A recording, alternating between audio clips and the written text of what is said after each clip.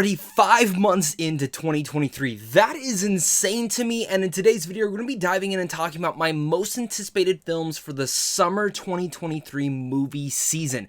There is quite a few big blockbusters as well as smaller indie titles that I am heavily looking forward to, and I'm sure there's a lot of films that I will not be mentioning on this list, but you might be wanting to talk about, so make sure to leave your thoughts down below, as well as hit that like and subscribe button, because we are on our way to hit 50,000 subs this year, so if you want to join the Pope Army, then this is the right place for you, so we can keep talking movies and TV on a daily basis. So, without further ado, let's get into this top 10 list right now. So, rounding out my top 10 list, at my number 10 is Guardians of the Galaxy Volume 3. Now, you're probably going, why is this so low on your list? Well, I've actually already reviewed the film and seen the movie, but I still wanted to include it because I am really excited to see this one again later this week. I loved this movie. Again, I have a full review on this channel already for the film, but it is, the more I think about it, the more perfect I feel it is, cementing itself as one of the best MCU films, but also in the likes, cementing the Guardians of the Galaxy trilogy as one of my personal favorite movie trilogies of all time. And I might even say that this is my favorite comic book movie trilogy of all time. I know, Dark Knight fans, you're gonna come for me with pitchforks, but I genuinely mean that. Like, this is one of those rare sequels where when you watch it, it actually elevates the previous two installments and makes them even stronger, knowing where all the characters end up going, knowing where all the character arcs end up going, and that is like a very rare thing to see from a third film in an installment. And the film is weird, it's wacky, it feels very James Gunn-ish, but I was completely all for it, and I heavily cannot recommend this movie enough. If you are looking forward to an awesome time at the theaters, Guardians of the Galaxy Volume 3 has your back. I will say, though, for people who do have children, this film is dark. And if you are an animal lover, it is tough to watch at times. But I think that all kind of comes together in its own way by the end of the film. My number 9 now is the Teenage Mutant Ninja Turtles Mutant Mayhem film. Now, I have kind of just been iffy on a lot of Ninja Turtles stuff. Growing up, I grew up with like the 2003 animated show, and I absolutely loved it. It was one of my favorite shows to watch when growing up. And from there, you know, I kind of dove into some of the comics. I liked some of them. And also diving into every other iteration of the Teenage Mutant Ninja Turtles. I haven't watched like the last two iterations of it, but the live action movies were awesome. The animation ones have always been okay, but the animation here looks stellar. It's Seth Rogen producing it. They had this idea to actually have teenagers voice the Teenage Mutant Ninja Turtles. The animation is very much in style of like Puss in Boots: The Last Wish and Mitchell's versus the Machines and even Spiderverse. This just has everything kind of coming together of being an awesome time at the movies. Will it be the next best Ninja Turtles film? I have no idea. But if we're to go off that teaser trailer and from what we saw, I thought it was absolutely charming, delightful, and absolutely hilarious. And I love the look and the aesthetic of everything. So count me in. I cannot wait to see this movie. My number 8 is Barbie. Now, this one, I think I've gone back and forth on. I was going to have it higher on this list, but the more I've heard about the movie, because I actually know some people who have seen this film, there's some interesting ideas in here, and I'm very curious to see how the general going audience actually reacts to this movie more than how I'm reacting to this, but this seems just right up my alley. The trailer kind of gives this Truman Show vibe to it all, and the way I'm kind of going into it is that I kind of wanted to be a little bit like the Lego movie, kind of outside their world, and it seems like that's what we're kind of getting here. And from what I've heard, there is a lot of elements compared to both of those, but what I'm most excited for within this is because it's Greta Gerwig directing. It's Greta Gerwig writing it alongside her husband Noah Baumbach, who are both exceptionally creative and amazing creatives in Hollywood. You also have Margot Robbie producing it and starring as the lead Barbie, Ryan Gosling starring as Ken, and the rest of the cast is just absolutely phenomenal. The trailers have won my heart over. I love the cinematography, I love the look, I love the humor. There really is not much else that I do not like about the look of this film. But when it comes down to what I'm most anticipating, I'm just excited for this one. and I hope it succeeds, but I have a feeling that this one will end up being more like a film Twitter film where people are obsessing on Twitter about it. Very curious to see how they end up marketing the rest of the movie, because from what I have heard, this film is a little bit deeper than you would actually expect. Now, my number 7 is Joyride. Now, I'll be full transparent, I've never watched the full trailer for this. I don't want to watch the full trailer for this. I just know it's from the creators of Good Boys, that film that Seth Rogen produced. I think Seth Rogen's also producing this movie. I could be completely wrong on all that, but it stars Stephanie Hsu, and I loved her from Everything Everywhere All at Once. I love her in Miss Maisel, and I love the rest of the cast in here especially, but I've just heard that this is an awesome comedy that has all the charm that you expect it to have. You infuse all those. You have a great cast, great producer, great pardoning, all of those routes. I cannot wait to get another good comedy here this route. I feel like just these raunchy comedies we don't get enough of, and from what we've seen, this film has already had a lot of good buzz at film festivals, so count me in on Joyride. If you haven't seen the trailer yet, go check it out, or maybe just check out the poster and see, oh, I love this cast. You'll probably end up wanting to go see this film. I get into my number 6, which is Pixar's brand new movie, Elemental. Now, again, Pixar movies, I tend to stray away from a lot of the trailers, so I haven't seen too much from this besides a little bit of the glimpse of the teaser trailer. I've seen the posters, I've seen screen grabs, and it's from the director from the guy who voiced Socks in the last year's Lightyear film. Pixar's my favorite movie studio of all time. I love Pixar to death. They are such an incredible force in this business, and I really want them to succeed, and I'm hoping Elemental is a win. Now, it is premiering at the Cannes Film Festival, so that's a great buzz right there. I'm sure we'll get some reactions very soon about that. But coming out in the summer, I am a little bit worried it comes out the same week as The Flash. I don't know what they're thinking with that. I know maybe counter-marketing, but every single thing I've seen for Elemental just looks like it's going to be right up my alley. But what I will also say is that Pixar has not been on a huge streak with, like, the general going audience, and I still blame that on Bob Chapek. I think putting those movies on streaming and marketing them towards that has now shifted how a lot of the general going audience actually sees these films as just streaming films, which sucks. Elemental just looks really delightful, and I love how Pixar infuses... They've always been really good at making movies more for adults, but that kids can also enjoy. Where a lot of other animated films, I feel like they try to make movies that adults can tolerate and kids will absolutely love. Elemental looks to be a little bit deeper than what it's actually speaking forward. I like that it's actually looking to speak on an interracial relationship, because when you look at these two, it's a water and a fire person falling in love. That's clever. I like that. We don't see a lot of that in films like this, and it kind of looks like it's going to be dealing with racial issues, and I think, again, Pixar is the right team to handle this stuff.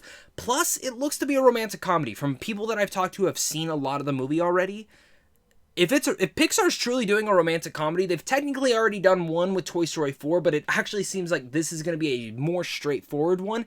Count me in. Rom-coms are some of my biggest guilty pleasures, and when they excel and go beyond what they just basically are on the surface, then that is even more for me to enjoy. Before we get to my top 5, I do have some honorable mentions I have to mention on this list, and that comes down to Talk to Me. This is a brand new A24 horror film from the Raka Raka brothers. If you don't know who Raka Raka is, they used to make YouTube channel videos back in the day. They're highly entertaining, sometimes very gory. Talk to Me was a surprising horror film that I actually already got to see. That's the only reason it's not on this list, but it is one that you should all search out. If you're fans of, like, say, The Babadook or just unique horror films, Talk to Me is absolutely should be on your radar. That trailer is so perfectly made, and I can't wait to see when people actually get to view this film in theaters this summer. I also have Fast X on here. I am weirdly actually excited for this movie, but I'm not too excited for it. Fast 9 is one of those films that when I watched it, I was like, I'm losing brain cells from this, and I didn't hate it. I enjoyed it for what it was, but it definitely started to verge me off this of, yeah, I love the Fast and Furious movies. So Fast X looks a lot better than Fast 9, but still, I couldn't make it into my top 10. Transformers, Rise of the Beast. I actually know someone who's seen this movie. That's why it's an honorable mention. I don't know how I'm going to feel on this film. personally. I'll just put it there. I've heard a lot of mixed things on it, but I'm hoping that those were just from test screenings and not actually the result of the actual film. Asteroid City is a brand new Wes Anderson movie, so that I have to be excited for that. And last but not least, The Haunted Mansion. I have no idea how the Haunted Mansion movie is going to turn out, but I do love the ride, and I'm hoping that the movie succeeds, and it is a great film. My number 5 is Mission Impossible 7 Dead Reckoning Part 1. I am so excited for this movie. I don't care to watch a single other thing for this, but I can't get it any higher on this list, and the reason being is, honestly, Mission Impossible Fallout ended in the perfect way. I don't know how you go above and beyond and surpass that movie, because I still think that is one of the best action films ever made. I absolutely loved Fallout. It was the one Mission Impossible film that absolutely kept me engaged throughout the entire runtime, because some of the Mission Impossible films can be a little bit boring. I love most of them, but they can be a little bit boring. Fallout had the best pacing around, had the best stunts, had the best action, and had the best stakes out of them all. And it really felt like this culmination of the entire franchise.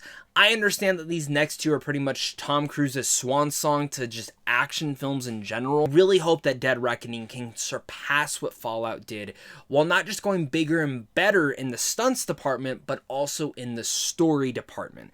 That's what we also need, and that is also one of the most important aspects of it all. You can go as big as you want in stunts, but part 1, you got to really make me start feeling for this story, and I'm excited to see what he can do, because, I mean, just look at what Top Gun Maverick did. Top Gun Maverick was a triumph. I love that movie. A lot of people went into that movie thinking, there's no way you'll make it better than the original one. That leads me into my number 4, which is The Flash. Reactions have come out of CinemaCon excelling that this, yes, is one of the best comic book films ever made, or more just verging on the, yes, this is a really good comic book movie, and we can see why they did not cancel this over Batgirl.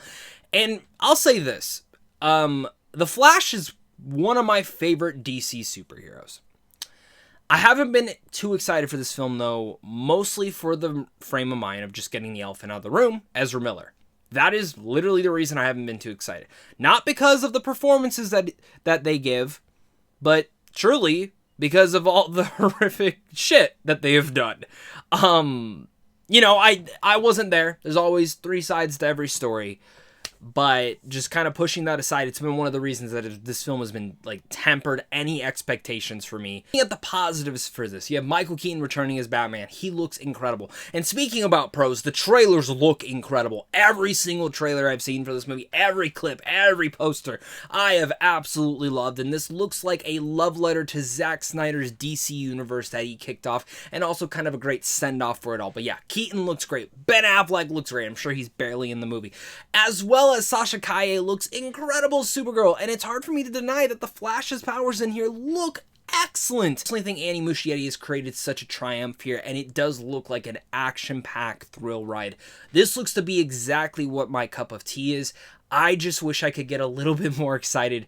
If it wasn't for the lead actor, I think my excitement would be through the roof. But with all that said, this film just looks to be my cup of tea, and it looks to be my shit, and I can't wait to see it. My number 3 is Christopher Nolan's brand new movie, Oppenheimer. Another movie that I honestly have barely seen any trailers for. I saw one thing in IMAX for it, and it looks absolutely incredible, and I cannot wait. Now, I'm more in the camp that I like when Christopher Nolan goes big or go home, whether it's Tenet, Inception, Interstellar, but I do actually kind of like that he's pulling back. He's going for a smaller story here. In some way, shape, and form, probably also one of the biggest true stories in all of the world, because it's about Oppenheimer, the guy who created the atomic bomb. Nolan is going to create one of the coolest films in IMAX. I already know he will. But with that said, I'm not a huge biopic person. I'm kind of over it, but I'm interested to see how Christopher Nolan does a biopic here, specifically about Oppenheimer. The cast is absolutely exceptional. The cinematography looks great. The IMAX is just insane. If you have not seen any of the previews or trailers in IMAX, you are missing out. When this film comes out, you should absolutely go see it in IMAX. Like, I already know I will be. I think that Oppenheimer could be one of the best films of this year. It's interesting that they're releasing it during the summer. It's interesting that this and Barbie are releasing on the same day, but from what I understand, they are 2 completely different films, so I don't think that'll be a problem. We get to my number 2, which at the start of this year, this was my most anticipated film of the entire year. And in some way, shape, and form, it still is. There isn't a single reason why this film has actually dipped on my ranking, to be honest, besides my number 1 being something else, and I've heard things about it. But my number 2 is Indiana Jones, The Dial of Destiny. Indiana Jones Raiders of the Lost Ark is one of my favorite films of all time. It's my number 3 of all time. And I've always held that film super close, and I've held the whole franchise super close, whether it was certain games, or even the other entire films, whether it's Temple of Doom, Last Crusade, or even, yes, Kingdom of the Crystal Skull. I love going on adventures with Indy, and I'm so excited to see that Harrison Ford is back.